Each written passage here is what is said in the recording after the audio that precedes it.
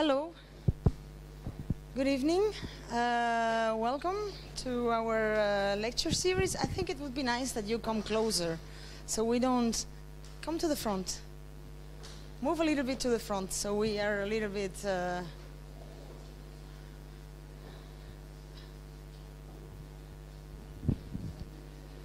very good.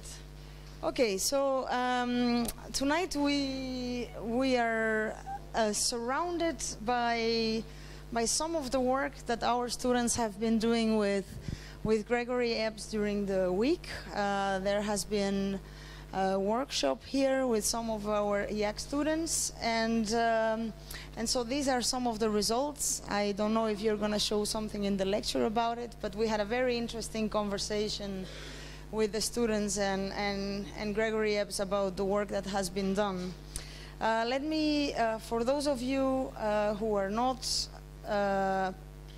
students here at the Masters of Architecture, let me tell you a little bit about Gregory.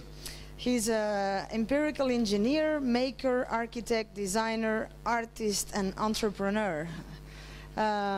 Through a strong sense of material characteristics and a broad understanding of how things get made, both industrially and by hand, Gregory has come to be a maker of machines that make things. The RoboFold system is the result of 15 years of experimentation into the design of artifacts through the curved folding of developable surfaces. Most recently, the business was incorporated after Gregory graduated from the Industrial Design Engineering Joint Masters at the Royal College of Art and Imperial College London, in order to commercialize his knowledge and provide a service to fabricate products for architects and designers. The business is now focused on building the RoboFold ecosystem to support the architectural design of cladding solutions. So Greg will talk a little bit about this use of industrial robotics for the production of curved metal forms. We just incorporated here at our digital fabrication shop a KUKA robot. We hope very, very much that the KUKA robot will be working very soon and you can come back and do some tests with us. Thank you, Gregory, for being here.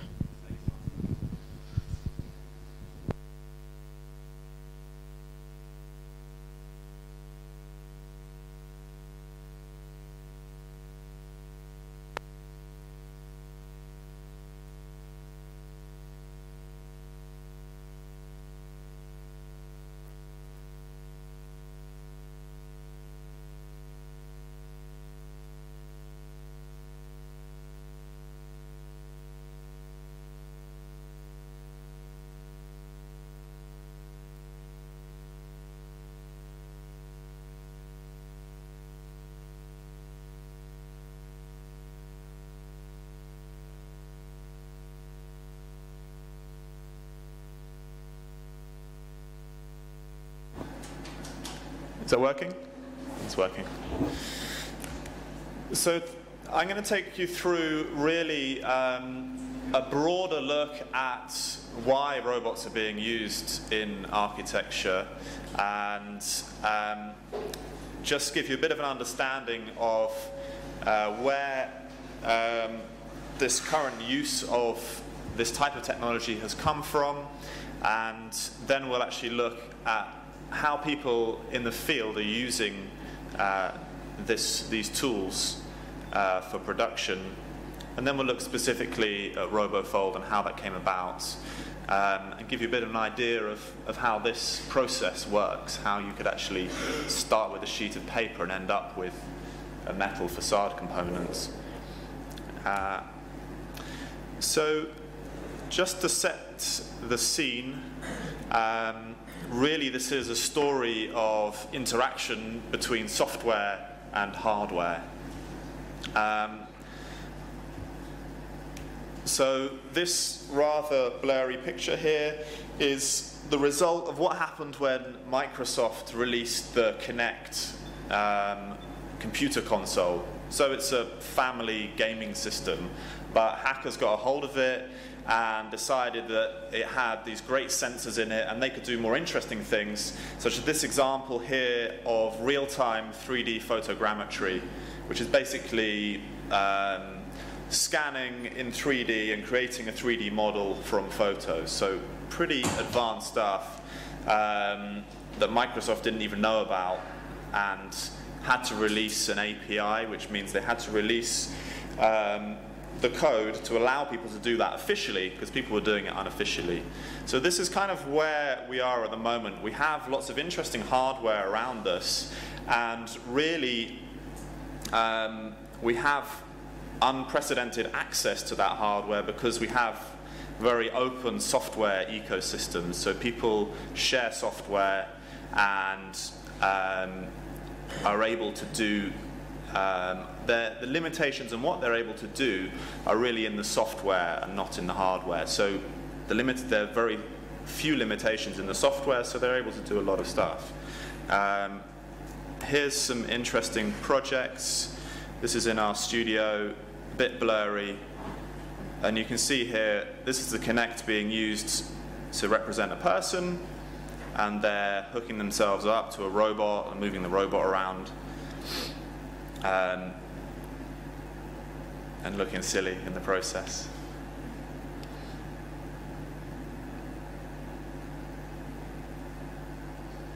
So you can see, in a sense, there's something else in the mix. There's people as well. So you've got this combination of people, software, hardware. Here's another example.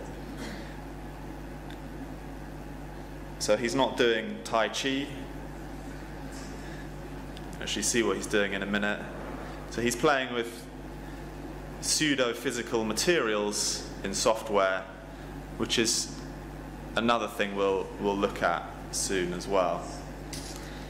So this kind of sets the scene for what's happening in the world of hardware and software, and how interconnected they are at the moment, which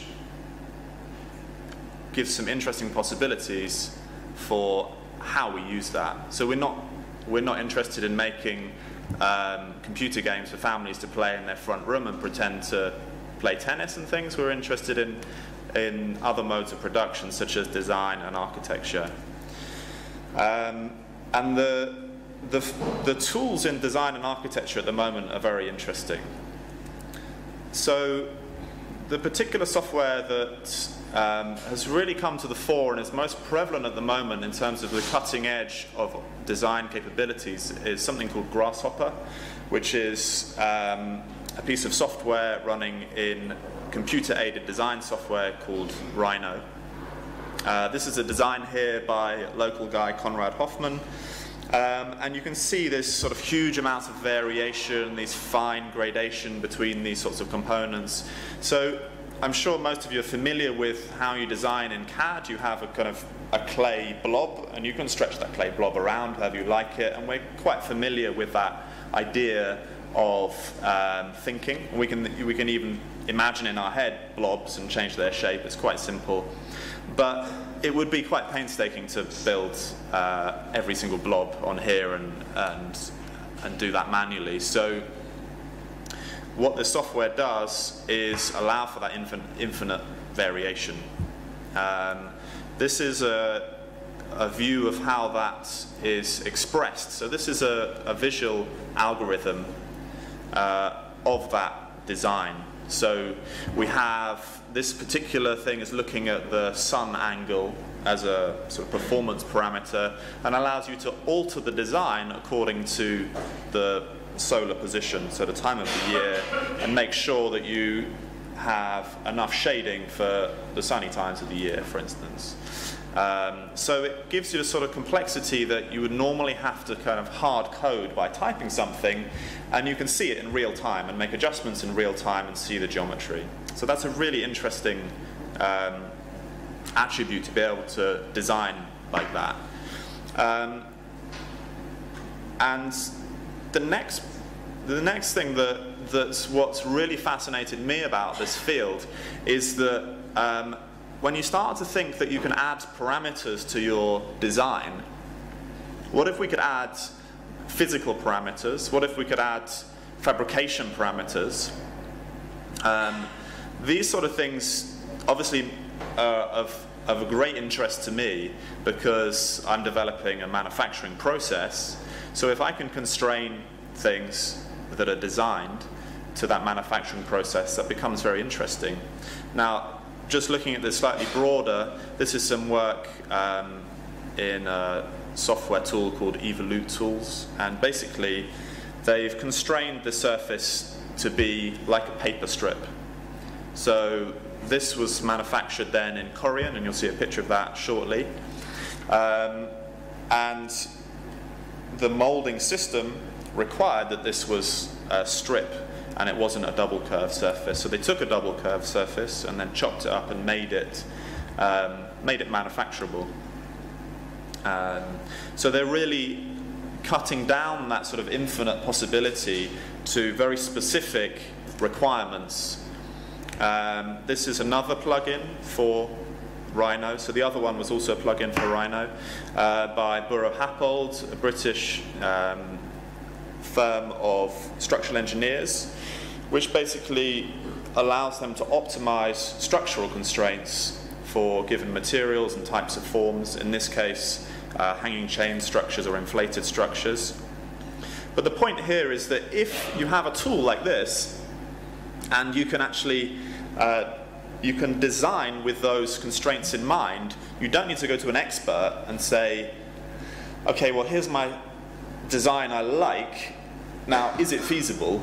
And they might say yes, no, change it, and that feedback loop becomes very long and very slow and very expensive in many ways. If you can do that while you're designing, then potentially you can get to a better result faster. This is an example of simulating paper, so we'll look at this more soon. So simulating how we would do curve folds. So this is a physics engine in Rhino. So this is very low resolution. This is the sort of thing you might do with finite element analysis that would take hours and hours, but this is real time. So if it's real time, it means I can actually understand what's happening while I'm designing something. So you are informed as a designer of downstream events such as fabrication, material properties. Because if you're designing in CAD, you don't really know what the material properties are while you're designing. You have to kind of remember that last time I cut a piece of wood, it was this strong, so it needs to be this thick, or last time I held a piece of metal, it was this bendy, so it's going to look like this. But if you could simulate those in the CAD environment, you could design more appropriately, more efficiently. And if you can simulate the fabrication constraints as well, then you can build things of the right shape and obviously reduce time it takes to design things. So this is really interesting. Now the other aspect here, we've looked at the software, and the other thing which is also being opened up in a really powerful way is hardware as well. So fabrication hardware, computer numerically controlled machinery, that's CNC machinery, which the CAD software will output the data for those machines to operate with. Now what's happening in that field really is epitomized by the RepRap machine, which stands for Replicating Rapid Prototyping Machine. So it's a rapid prototyping machine, or otherwise known as a 3D printing machine. So it prints in layers. So if you imagine the way landscapes are represented with contour lines, you're building one contour at a time with a layer of plastic, and then the bed moves down or the tool moves up and you do another layer of plastic, and you can build up shapes like a mouse or something, just one layer at a time. So it's quite a simple concept. It's been around for a while, but this is not an expensive machine, and this is possible because it makes its own parts. So there's an interesting concept. All the plastic parts are made by the machine, and the other parts are relatively cheap, and the software is open source, so there's a large community of people contributing to the development of this machine. And since the advent of the machine, people have taken that idea and commercialized it. So very similar machines have come about, which means you can buy a machine that, if you're a professional architectural practice or a bureau for this type of service, you might spend £100,000 on a machine. Now you can buy a machine for less than £1,000. So that's a huge difference in a short space of time. And because these machines are very open in the side of the software, as we kind of looked at before, if you can get access to that software, you can start to control things. You can kind of make anything you want is one aspect of that. People walking down the street in China can plug in a USB and a newsagent and they can make stuff. That's normal over there. It's not normal here yet, but it will be one day. But if you can get control of this machinery without needing very expensive proprietary software or hardware, then you get things like the Enrico Dini's 3D printing machine at building scale.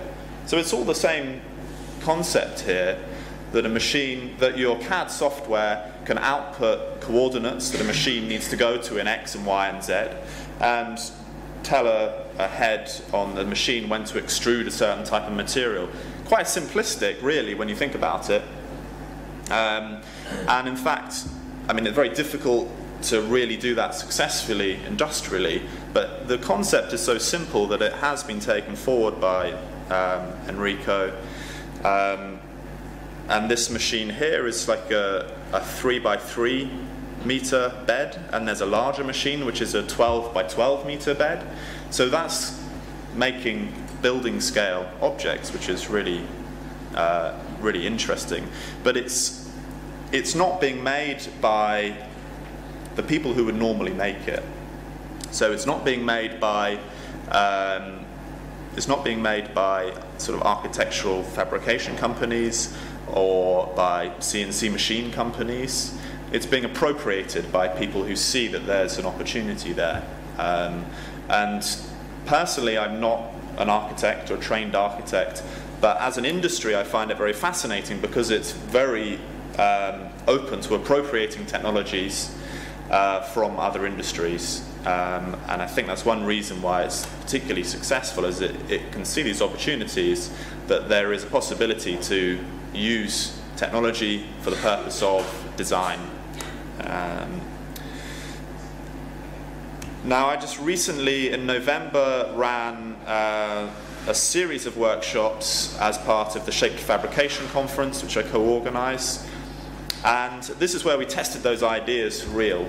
So we brought together software developers who developed for the Rhino software platform specifically, and we paired them up with hardware developers. So we really want to see, in this similar workshop scenario to the students had this week, what happens when you put those people together who have, in a sense, developed the hardware and the software in tandem, and what are the possibilities that come out of that. And I mean, just by the fact that these workshops are only a week long, 4 to 5 days, really tells you a lot about what's possible. You can take a design and generate something that can be manufactured in an extremely short space of time. So you can do product development in a space of 4 to 5 days and get a prototype. And I think that's pretty unprecedented in most industries, to have that expectation that you could have something reasonable in that space of time. And that's really brought about by the fact that the machinery is that can be controlled from CAD software directly. It's quite a change in the way bigger industry works. This is the results of the Shaped Fabrication Conference, 4-day workshop, and lots of kind of pre-preparation before students came in and actually started to design. So we had 4 different software and hardware combinations. You saw earlier this white Corian here being simulated, so a picture on screen of a simulation of this surface so that it could be manufactured. On the left there's this lump of what looks like cast concrete, it's sort of cast plaster, which was optimized for the machining time available that was machining the foam mold. So they were optimizing shape for sort of pseudo structural characteristics, but they also had a limited, only 8 hours of machining to make the molds for 3 of these things. So they had to look at machining strategies with the machine operator and the software team to work out how they could only utilize the 8 hours of machining. So quite abstract there, but the software again providing solutions, and the knowledge of the machinery providing optimum strategies there. So those 2 things coming together. Up the top here there's a cardboard structure holding the metal, which was again optimized using the Burrow Happold SmartForm plugin and a very interesting sort of space frame structure. And that was again, they were able to test many iterations, so the optimum shape for this was cycled through many times in a short space of time to see which would be ideal. So there were less decisions made in, let's say, you could say, well, I just like the way it looks. It was more, well, we have to base this on certain criteria, and we can do that in real time. We can see variations and what's possible. And then finally, we can see up here the metal structures, similar to this, which use a combination of a physics engine plugin developed by a guy called Daniel Piker, and the robotics plugin that we've developed with a number of people, so that these types of forms, the metal forms there, actually use this software to model geometries that previously have never really been modeled in CAD software. And again, just what I mentioned before, this clay modeling paradigm means that CAD software has developed really as a free-form exercise. You can just do anything you want. Isn't that amazing? But really, it really causes huge amounts of problems when you say to someone, oh, I've designed this thing and it's just the way I want it, but now go and make it. And that's very difficult. And here we have the complete opposite, where we're saying you can't just design anything you want, you've got to design within a different paradigm, and one of manufacturability and material constraints as well. So that's kind of where we stand, I feel, right now in terms of the architecture, the architectural possibilities offered by readily available software and hardware. And let's have a look at some of the experiments in robotics specifically. And I wanted to show everyone here the kind of things that will be occurring with Marta's robot over the next year. And this is pretty well known. This is Gramazio and Kohler in ETH in Zurich, and also portable versions of this on the back of trailers in New York and in London last year. So they've programmed a robot with a little gripper here, picks up a brick and puts it on other bricks. So quite simplistic conceptually. They're using the generative design software to orient the bricks to make interesting forms.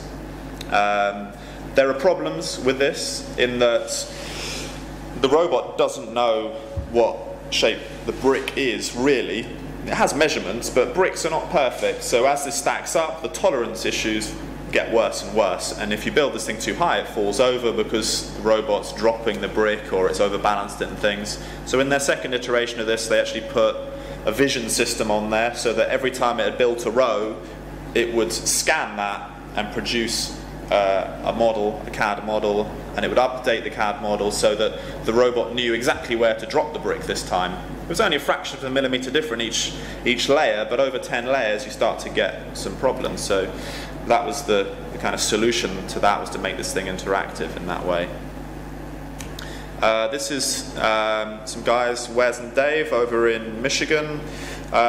They've built their own tool for the end of the robot. So it's a pretty standard robot, the same robot that they've got here, but they're making their own tool so that they can bend wire.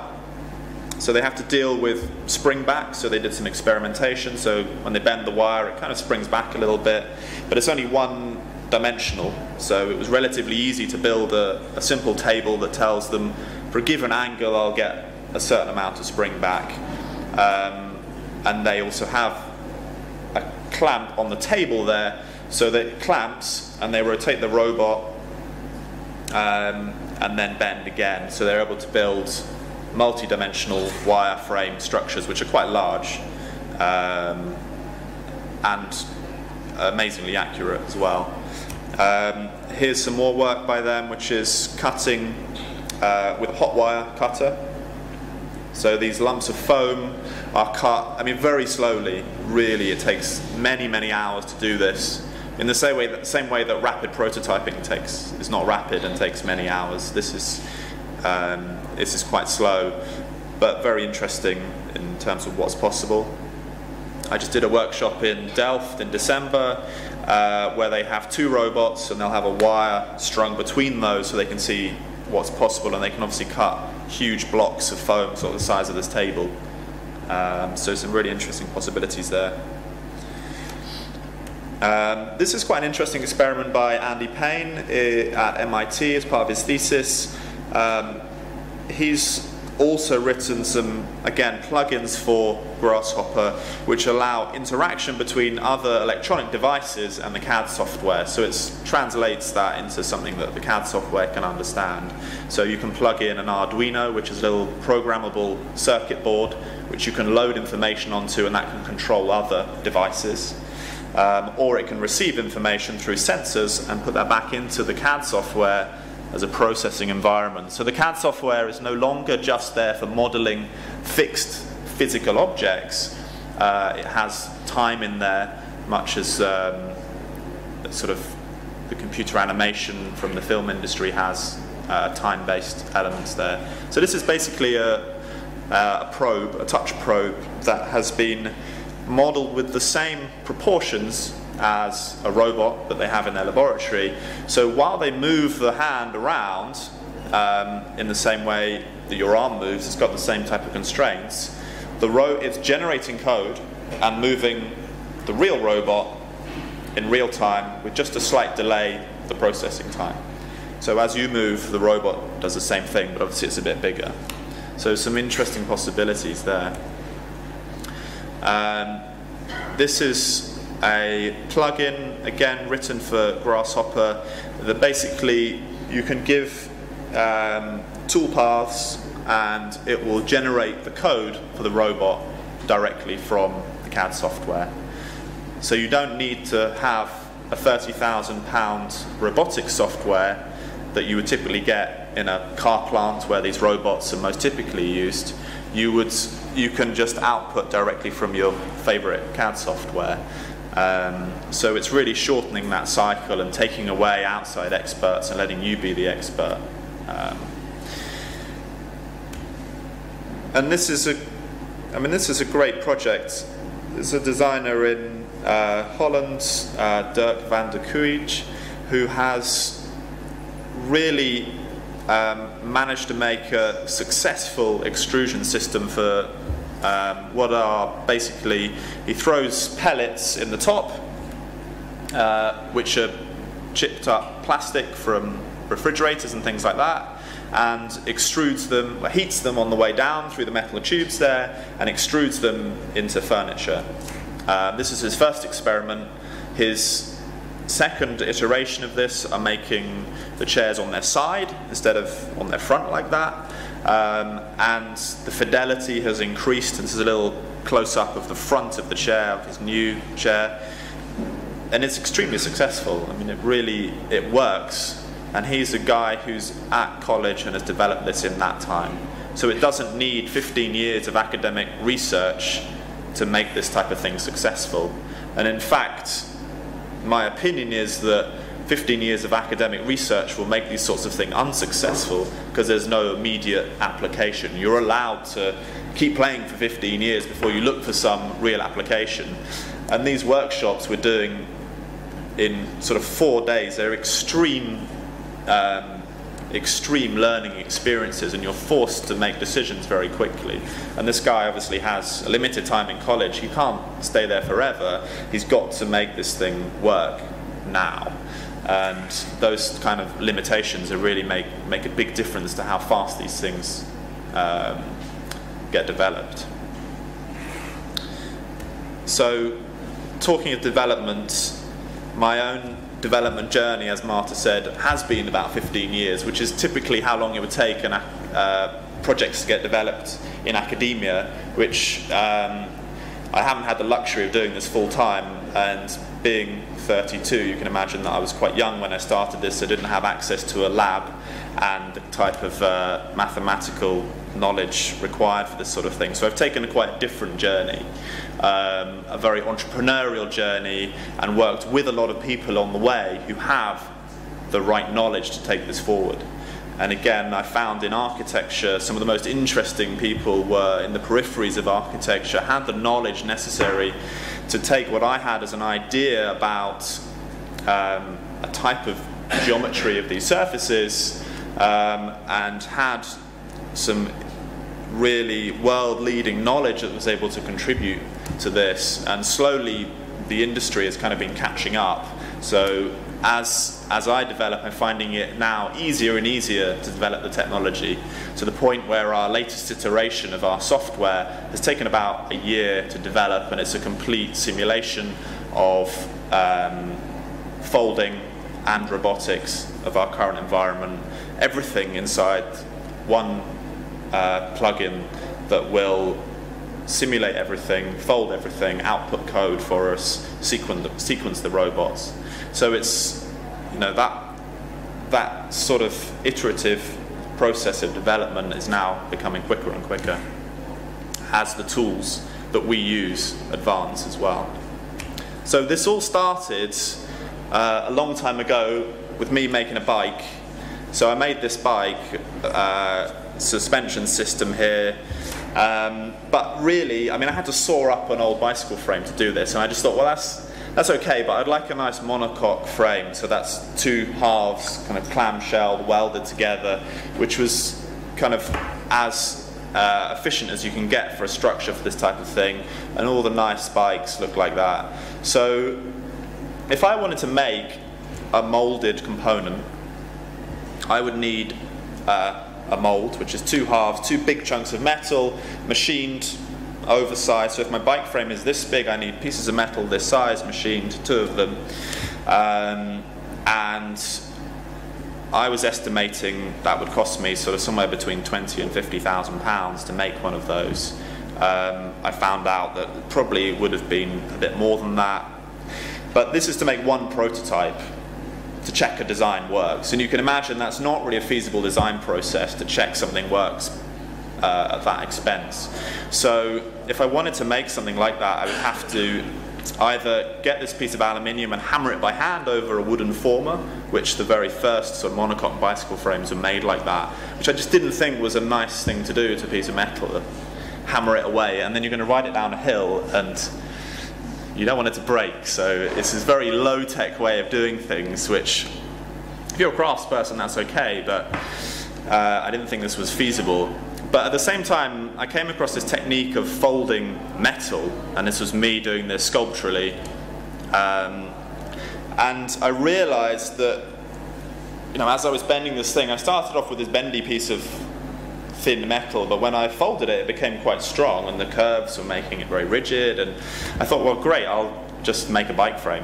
And then I thought, well, you know, if I'm going to make bike frames, and as an entrepreneur, even at 16, I was thinking, I've got to be able to sell these things, and I can't just fold these by hand and sell them. I need an industrial process. So this is really what started the journey, was looking for this industrial process, which is still hasn't reached maturity yet. So it's still going. We're still developing it. so I'll just take you through sort of our sort of experiments that we went through in the software and materials. So this is trying stuff out, polypropylene, using a CNC router. So I started working with some guys in London called Unto This Last who make wooden furniture, and they had their router there and they were really interested in this process, so we just tried all these experiments to see what type of forms were possible, and we were really amazed. There's so many beautiful organic forms. So this thing really had the benefits of looking good and the benefits of no tooling. I thought, wow, this is pretty cool, we like this.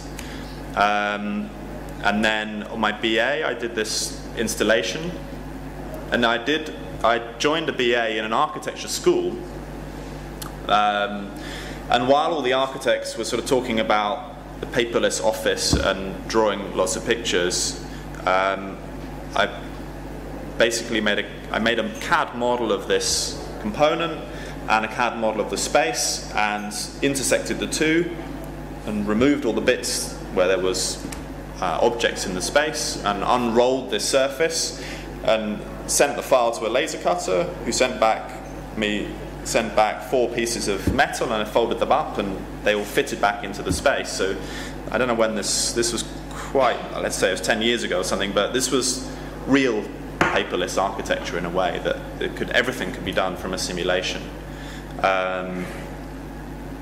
But it was quite primitive what I was able to model at the time. So I needed really to look at how this could be taken further, and I looked pretty hard and only found 2 people in the world doing this, and one of them was Helmut Pottmann in Vienna, and the other one was Robert Aish, who had just developed a piece of software called Generative Components, which was a kind of precursor to this grasshopper, which basically I managed to model these surfaces so that they could be manipulated and moved, and start to become slightly closer to what everyone else was doing in CAD, which was stretching blobs around. I wanted to be able to do that, but force it to be physical, like a piece of paper. So that seemed to be working okay, but there was another approach that I was working on, which was basically to 3D scan objects. And I asked Helmut Pottmann to make me some folding software, and using a number of processes that they had developed in papers that they had written, basically I proposed that they take a few of these things, join them together in a workflow, and if I gave them a 3D scan, they could give me back an animation of the folding. So I 3D scanned this, which is a car, and they gave me back this, which was the fold pattern for this object. So they were able to analyze the surface and translate it into something which represented the type of surface it was. And this is kind of the exercise the guys here have been through this week, is not quite as complex as this, and not using automated tools that Evolute developed, but they're able to get to a point where they could animate that surface. So this is taken directly from that data there. So it animates and folds to a known shape. So this was the workflow we were using there. So we've gone through using generative components. This was done in some software called the Rigid Origami Simulator. But we needed robots in the equation as well. This is in Maya, and I realized that Maya had inverse kinematics, so I just needed to find someone who was better at Maya than me. So I worked with a guy called Nick Puckett in the States, and we developed this model where the Maya simulation is outputting a text file of the joint angles of the robot and translates those into servo values. And then we built this little test rig. And this was the first test to see, can you fold a sheet of paper with robots?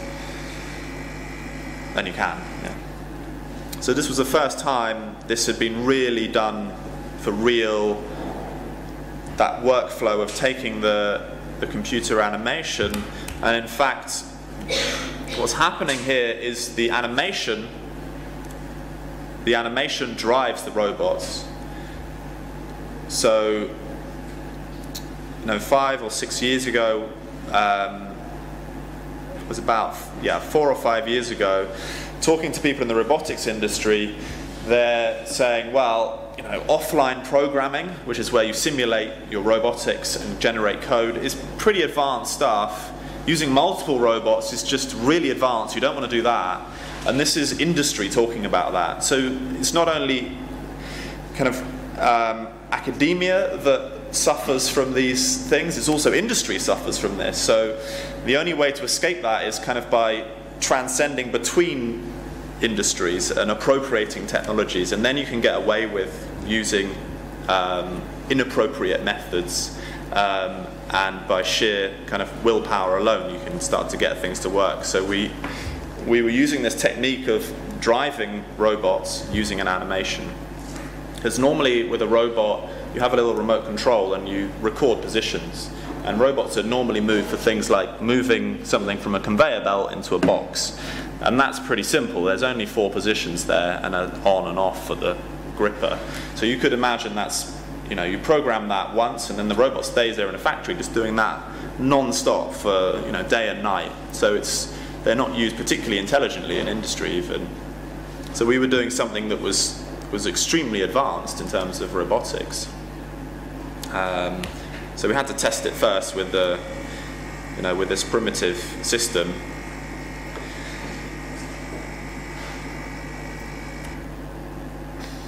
So our next step was to get this working in SolidWorks. So we built our own scripts to take in fold patterns and generate these foldable surfaces, and then SolidWorks could output directly our code for the robots.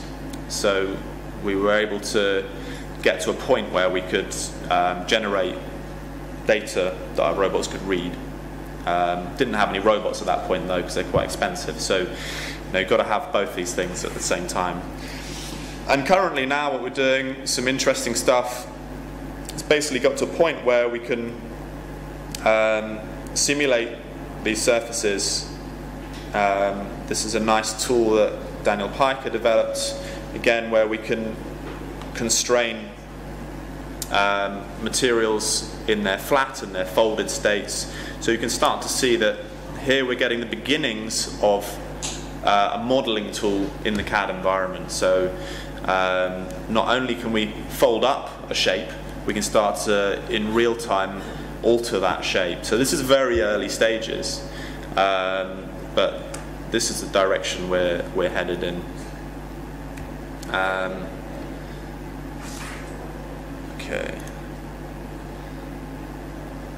This is a nice piece of furniture, and this is how this video is going to play. Yeah, this is how this was simulated to be manufactured. So I'll show you the video of that now.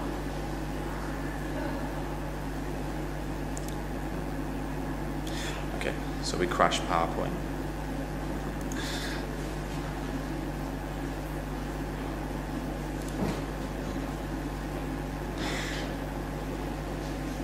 So it's been a very collaborative process, this, and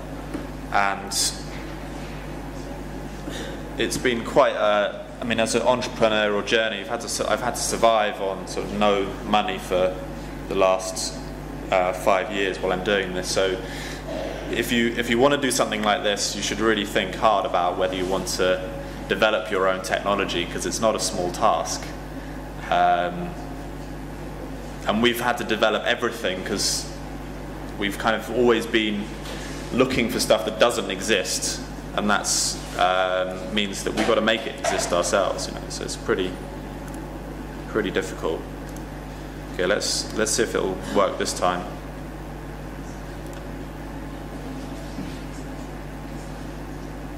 No, it doesn't like it. Okay, so I'll just play this anyway for you guys, if I can find it here.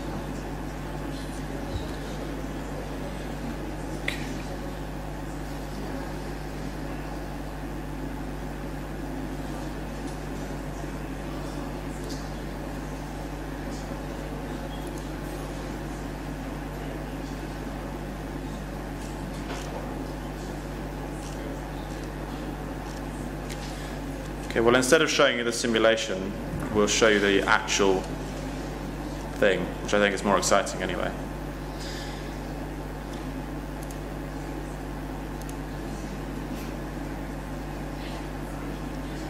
Okay, so this is our factory in South London, where we have these two huge robots.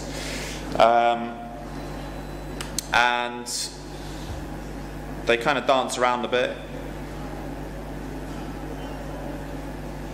just because of the kind of idiosyncrasies of developing your own software. And what we give them is a sheet of metal, which we've scored on the reverse side with a CNC router. So in the same way you can cut a piece of paper lightly and it will fold, we do the same thing with a sheet of metal. And in the same way that your hands would fold a sheet, the robots are that automated version of you, basically. So this is a facade panel being folded that you saw in the poster that was just up there, those metal facade panels being folded.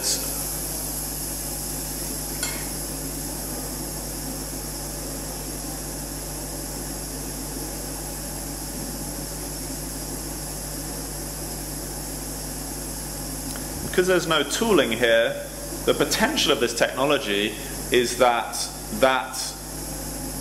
infinite variation from the generative design software could be implemented here. So you decide to vary the curvature, or vary the fold angle, or vary the perimeter shape to accommodate a double curved surface on the facade, or different solar angles depending on where it's situated on the facade. That's really where this becomes extremely powerful as a concept, when this type of hardware and this type of software are joined together. And plus it looks good, yeah, that helps.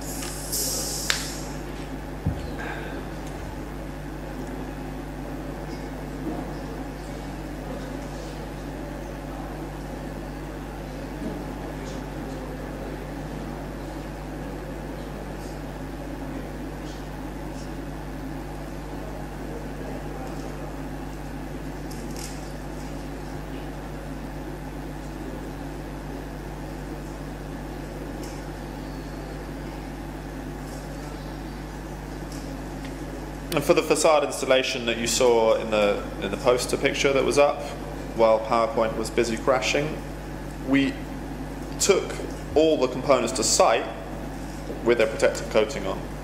So they all got there, they got installed, they were completely immaculate when we took the coating off. So this is, I'm just going to take you through the workflow here, which is what the students have just been through. So I'm going to do it in a kind of compressed way, just to give you an idea of how this iterative process of development really works. So on the top level here, we've got this repeating process where you can fold stuff by hand. You can take either a 2D or 3D scan to get a fold pattern, and you can cut it out with something like a small vinyl cutter or a laser. So we can get to desktop vinyl cutters, which I use. We've got laser cutters here, which are about this sort of size. CNC router or a full-size laser cutter. They're all the same type of thing. So you can start off making something really small, and you can then improve it and make it a bit bigger, add some detailing, start to understand the physical properties of the material, alter your design to accommodate those ideas in there, and keep going round and round and round this simple feedback loop. When you get to a point where you think that that's getting into something that's going to work, you can start to bring that into the plugin we developed to let you simulate the folding of that, simulate the robotics, generate the code for the robots. And what we found when we folded this is actually we wanted to go back to the top level again and start to alter the design a bit when we had knowledge of the materials. So this whole thing becomes sort of constant in and out of different levels of this iteration, but each time you're getting closer towards a design. And remember that this is very fast. So again, we're doing this in 4 or 5 days, getting a prototype designed, developed, all the data needed, and manufactured. So really, you just start with a sheet of paper, and paper has certain constraints. So the upper model here is 2 convex surfaces joining together. Now if you took those 2 sort of cylindrical shapes and flattened them out, you would see that their edge is different here. So you can't make this from a single sheet. But this convex and concave surface, when you develop those, which means unroll them into the flat, they actually share a common edge. So it's a special case of developable surface with a common edge curve, and you are limited to designing shapes with that pairing of convex and concave surfaces. So again, you have to forget designing in the clay modeling paradigm where you can do pretty much whatever you want, and you might have to remember things like draft angle of a mold if you're making something from a casting or that type of process. Whereas here you have to remember that there's a different type of constraint, which is the concave and convex surface. And really the only way to understand it is to understand it physically, so to build a tacit understanding of materials. And there's only 2 rules really in terms of what you can do with these relationships in the surface, and that is that when you have 2 curves in the same direction, the profile, as you can see above, is a zigzag, and when you have these 2 curves in a different direction, the material will actually wrap around. So you either have a zigzagging page, and you can see in the examples on the wall here where that might be obvious that that's the case. And if you put these things in 2 different directions, the 2 folds, the shape will eventually wrap around, and if you have enough of those mirroring shapes. So that's pretty simplistic. The difference between them. And then you can start to combine those. So we get these, just a single fold here. The examples that I just gave here of the way the material would wrap around the way it would zigzag with these. You can even cross the folds over, or you can split two folds here, which is really nice. Or this is a fading fold, so it just, you never see the end of the fold. It just dissipates into the surface, and you get a really smooth ending to this one. So it starts to look really nice. This, which is a singularity, where the two folds end in the middle of the surface. You can have a hole in the middle of the page, which is quite interesting. Or you can start to combine all of those. So we have two split folds here, or two fading folds here, or this pair of singularities and a split. And you can start to build up these very complex surfaces, such as the car we saw earlier on, which features all sorts of different folds. And it's very much a parallel to fabric. So if you start to look at the folds on your clothing, you can start to see they're fading out or they're splitting. And fabric obviously has more capability to stretch, but there's very close analogy there. We just don't have as much stretch, basically. Now, the other thing that this week the guys had to take into consideration is this is going to be manufactured, so you've got to work out where the robots are going to go on the surface as well. So you can't just look at a big field of folds and say, well, we're going to make that. We have to say, which bit of it can we make, given the fact that in our setup right now we have these 3 contact points from the 2 moving robots and a fixed robot.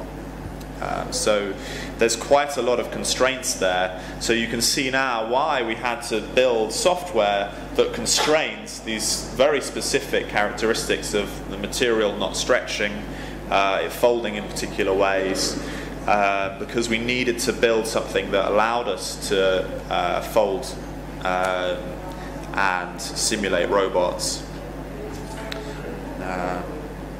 So I'm just going to show us a few examples of the workshops we've done before, and really you can see what we've done this week, which is very impressive work from all the students. This is a previous workshop and some of the works we've made kind of individually. This was at ETH Zurich, so the first example of the brick stacking robots from Gramazio and Kohler. In their lab they bought 3 little table desktop sized robots, so the same size as this angle poise lamp, and pretty much with the same capabilities. You can imagine, you can move around, different things here, rotation here. So this is essentially what we had. A number of we had 3 robots this size. So what we could do is we could test out these ideas of robotics at a smaller scale in our lab and interact with them. If these robots touch you, they stop moving immediately, so they're not dangerous. So this gives you an opportunity to actually experience the capabilities of robotics without having to have.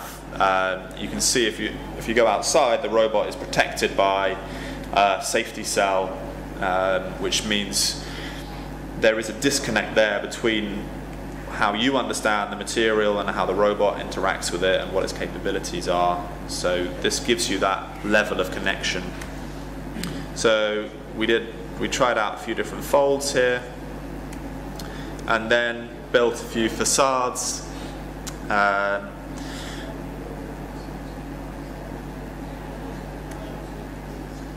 you can see how this is a shingle facade system. So it has to overlap its neighbours either side, and has to overlap the component below in order to not let rain in. So the same as roofing tiles, but in terms of conceptually the way they're arranged. But obviously they look much nicer than roofing tiles. And in this particular project they were asked to vary curvature and angle and things like that. So every single panel had to be different.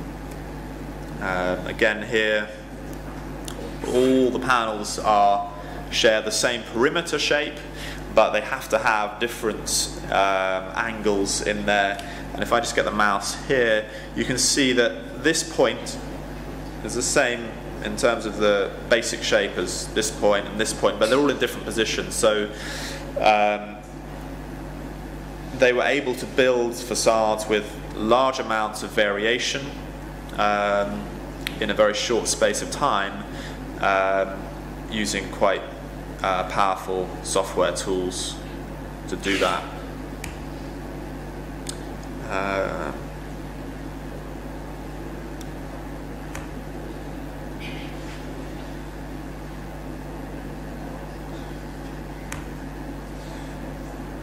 This is some work from Smart Geometry in 2010, which was built here during a 4-day workshop. And this then went to D-Hub in the centre of Barcelona for an exhibition. So it's sort of 4 metre high, stainless steel, modular assembly. And while everyone went off to lunch, I folded like 80 pieces of this by hand. So you can start to get an idea of this can be a pretty rapid production system. And if you leave robots in a room with it for a few days, you've got thousands of facade components ready to ship. So it's sheet metal can be very quick to form.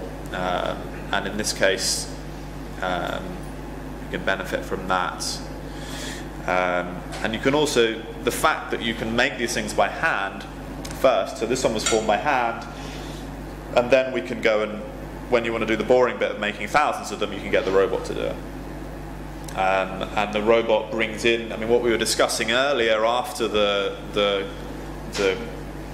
crit, when we reviewed everyone's work, Marta asked, so why would you then use a robot if you can fold something by hand? And really the answer to the question is that the robot gives you, it gives you output that you can record. So essentially we know what the robot did, we know what we wanted, and we know the result we got from it, and we know why we got that result. So we can start to then understand if we're building a facade where everything is different, we can start to understand why the shapes are turning out the way they are and what we need to do in order to get everything accurate and repeatable. So it moves from being a craft process into being an industrialized process when you can embed the craft skills and know-how in a piece of software, in the data that you're outputting and the simulation. So that's really the challenge we've got here, is how to take something that's essentially a craft skill and make that repeatable in a simulation. A few more things: a door handle, a pair of door handles, filing cabinets and shelves, and furniture. Again, so this is the direction we're heading at the moment in terms of taking the company forward, is actually to sell these limited edition furniture items. It is a recession at the moment, but not for the rich. They're richer than ever, so as long as they buy these pieces of furniture from me, then RoboFold will continue. And that's it, really. Thanks a lot for listening.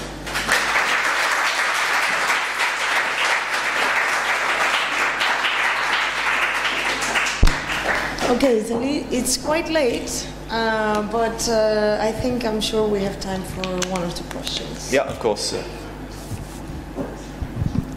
Hi. Hi. Well, since every piece is a parametric, piece, and in this case, for example, the piece ends when the two corners find each other, and it could be stopped before. Do you think it's possible to make some moving systems so you can have a variation on that piece, but moving in the facade? Yeah, I mean, the way we model these is actually to model a linkage system. So the actual action of folding, and I'll just take you back to the slide which shows the folding. It's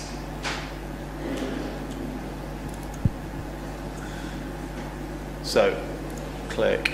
So this is a 1 degree of freedom linkage. Hold on, we go to this page here. So it's a 1 degree of freedom linkage. So we've done workshops where we've actually physically made each panel here that's described with these edges. We made each one as a flat piece of wood, for instance, and another piece here with a hinge between it. So we were able to build facade systems that were dynamic based on this type of modeling. So that animation was done for real on the building rather than in the simulation alone. So we didn't end up after the animation with a fixed component. We just kept that capability within the system. So this idea of modeling like that can be used to animate or to have a dynamic facade with some extremely complex shapes, not just opening and closing flaps. Did you study the influence of the thermic charge in the facade, for example, for this?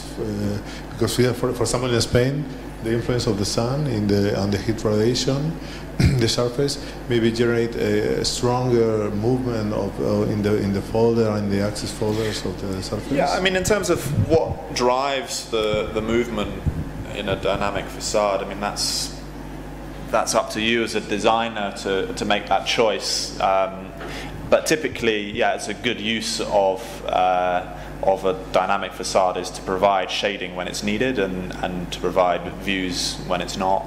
So, yeah. Very good. Any other question? Otherwise, I suggest we go and have a drink and celebrate the end of the workshop and the end of the lecture. Thank you very much. Cool. Yeah, thanks.